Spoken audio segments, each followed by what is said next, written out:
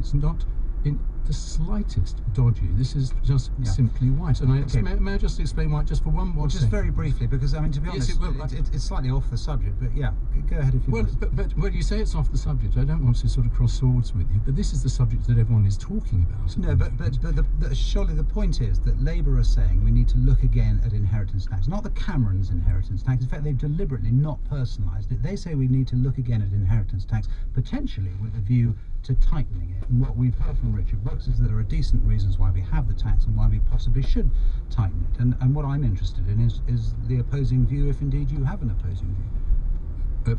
Well, the public certainly don't want it tightened. As I understand it, a year or two ago, Mr. Gordon Brown called off an election because of the Tory decision to raise the threshold to £1 million. It's an interesting point, that, isn't it? You wonder if times have changed or not, fundamentally.